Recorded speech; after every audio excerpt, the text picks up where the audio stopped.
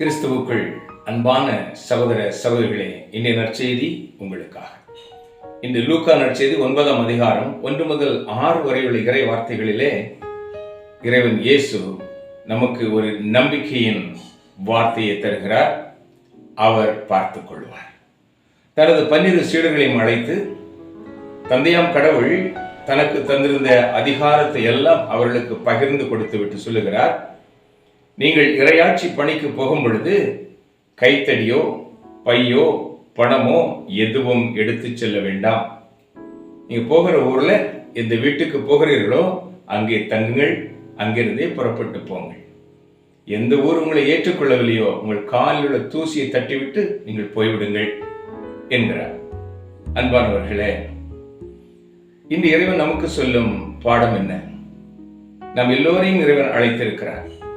ஒரு குடும்ப தலைவனாக, திருமணம் என்னும் திரு அருட்சாதனத்தின் மூலம் குடும்ப தலைவனாக, அருட்பணியாளராக, அருட்சகோதரியாக, பொதுநிலை ஊழியனாக பல நிலைகளில் அழைத்துள்ளார். நாம் யாரை நம்பி பணி செய்கிறோம்? மனிதர்களை நம்பியா? என்னிடம் இருக்கும் பணத்தை நம்பியா? உலக அறிவை நம்பியா? எனக்கு அதிகாரம் இருக்கிறது, ஆள்பலம் இருக்கிறது என்ற அந்த அகந்தையை நம்பியா? எனக்கு எல்லாம் தெரியும் என்ற நான் என்ற எண்ணத்தை நம்பியா? ஆண்டவர் இதையெல்லாம் வேறறுத்து போடுகிறார். அவர் சொல்லுகிறார், நீங்கள் என் பெயரால் செல்லுங்கள். அதை சீடர்கள் நம்பினார்கள். சென்ற இடங்களில் எல்லாம் வல்லமையான அருமடையாளங்களும் அற்புதங்களும் வல்ல செயல்களும் நடந்தன. காரணம், அவரால் கூடும். அவரை நம்பினார்கள். அவர் பார்த்துக் கொள்வார் என்ற நம்பிக்கை இருந்தது. எதையும் எடுத்து செல்லவில்லை. அவர்கள் சென்றது இறைவன் இயேசுவின் ஆசிரோடு தனியாளாய் சென்றார்கள். ஓநாய்களுடைய ஆட்டுக்குட்டிகளைப் போல சென்றார்கள். உலகையே கலக்கி சரித்திரம் படைத்தார்கள். அன்பானவர்களே, இன்னைக்கு பாருங்க, பேருந்தில் பயணம் செய்யும் பொழுது இரவு பயணத்துல யார் ஓட்டுகிறா, எப்படிப்பட்டவர் ஒன்றும் தெரியாது. கண்ணை இறந்து அழகாக தூங்குகிறோம். காரணம், அவர் பார்த்துக் கொள்வார். அந்த ஓட்டுநர் பார்த்துக் கொள்வார்.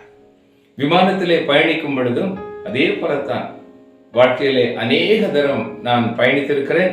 கண்களில ஐ க்ளோஷர் போட்டுட்டு லைட்டெல்லாம் ஆஃப் பண்ணிட்டு நிம்மதியா தூங்குவோம்.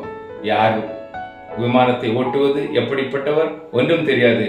விமானி பார்த்துக் கொள்வார். நோய் நொடியிட்டு இருக்கும் பொழுது அந்த மருத்துவரிடம் சென்றால் அவர் பார்த்துக் கொள்வார் என்ற நம்பிக்கை. பள்ளிக்கூடம் செல்லும் பொழுது என் ஆசிரியர் பார்த்துக் கொள்வார். நீதித்துறைக்கு செல்லும் பொழுது என் வழக்கறிஞர் பார்த்துக் கொள்வார். இவ்வாறு மனிதர்களை எல்லாம் நம்புகிறோம், இவர்கள் பார்த்துக் கொள்வார்கள். ஆனால் வாழ்க்கையிலே யாரை எல்லாவற்றிற்கும் மேலாக நம்ப வேண்டுமோ, யார் மேல் முழு நம்பிக்கையும் வைத்து ஒவ்வொரு காரியத்தையும் செய்ய வேண்டுமோ அதை நாம் செய்வதில்லை. அவர் பார்த்துக் கொள்வார் என்ற நம்பிக்கை நமக்கு இல்லை. நம் வாழ்க்கையிலே பொருளாதார நெருக்கடியா, அவர் பார்த்துக் கொள்வார்.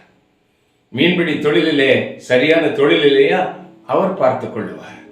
என் குடும்பத்தில குழந்தையின்மையினால் அவதிப்படுகிறேன், அவர் பார்த்துக் கொள்வார். திருமண தடையாக இருக்கிறது, அவர் பார்த்துக் கொள்வார். என் பிள்ளைகள் என்னை அன்பு செய்யவில்லையே என்ற ஏக்கமா, அவர் பார்த்துக் கொள்வார். எப்படி? நான் ஆண்டவருக்கு உகந்த மகனாக சொல்லிலும் செயலிலும் சிந்தனையிலும் பரிசுத்தமாய் இருந்து, என் இயேசுவே நீர் வேண்டும் என்று நாம் கண்ணீரோடு ஜெபிக்கும் பொழுது, இப்பொழுது ஜெபிக்கின்றோமே ஒவ்வொரு நாளும் அதிகாலையில் அற்புத யோர்தான் அதிகாலை ஜெபம், இயேசுவே நீர் வேண்டும், நாங்கள் உம்முடைய பிள்ளைகள் என்று கதறும் பொழுது எல்லாவற்றையும் அவர் பார்த்துக் கொள்வார். அன்பானவர்களே, எகிப்திலே இஸ்ராயல் மக்கள் கதறினார்கள், அவர் பார்த்துக் கொண்டார். செங்கடல் வந்தது, அவர் பார்த்துக் கொண்டார். எரிகோ வந்தது, அவர் பார்த்துக் கொண்டார். யோர்தான் வந்தது, அவர் பார்த்துக் கொண்டார். எல்லாவற்றிலும் தடைகளை நீக்கி மக்களை கண்ணும் கருத்துமாக அவர் காத்துக் கொண்டார். அந்த கடவுள் இப்பொழுதும் நம்மோடு உயிரோடு இருக்கிறார். அந்த நம்பிக்கை வேண்டும். எல்லாவற்றையும் அவர் பார்த்துக் கொள்வார். ஜெபிப்போமா? எங்கள் அன்பான தகப்பனே, உமது இறைமகன் இயேசு வழியாக இன்று எங்களுக்கு தந்த நம்பிக்கையின் வார்த்தை அவர் பார்த்துக் கொள்வார். சீடர்களுக்கு சொன்னார், நீங்கள் எதையும் கொண்டு போக வேண்டாம், காரணம் நான் உங்களோடு இருக்கிறேன், நான் பார்த்துக் கொள்ளுவேன். இன்று எங்களுக்கு வாழ்வில் நெருக்கடி, கண்ணீர், கவலை, அதிகாலை எப்படி இருக்குமோ என்ற பயம் இப்பொழுது நாங்கள் ஒப்புக் கொடுக்கிறோம். அப்பா, நீர் பார்த்துக் கொள்ளும். எங்கள் அன்னையே தாயே, எங்களுக்காக பரிந்து பேசும் உமது திருக்குமாரன் எங்களை பார்த்துக் கொள்வார் நம்பிக்கையோடு இயேசுவின் நாமத்தில் ஜெபிக்கிறோம் பிதாவே, ஆமென். அன்பானவர்களே, நமது இயேசு நம்மோடு, அன்னை மரியாள் நம்மோடு, தந்தையாம் கடவுளின் வழிநடத்துதல் நம்மோடு, தூய ஆவியானவரின் துணை நம்மோடு. அவர்கள் பார்த்துக் கொள்வார்கள். இந்த நாளும் இனிய நாளாகட்டும். ஆமென்.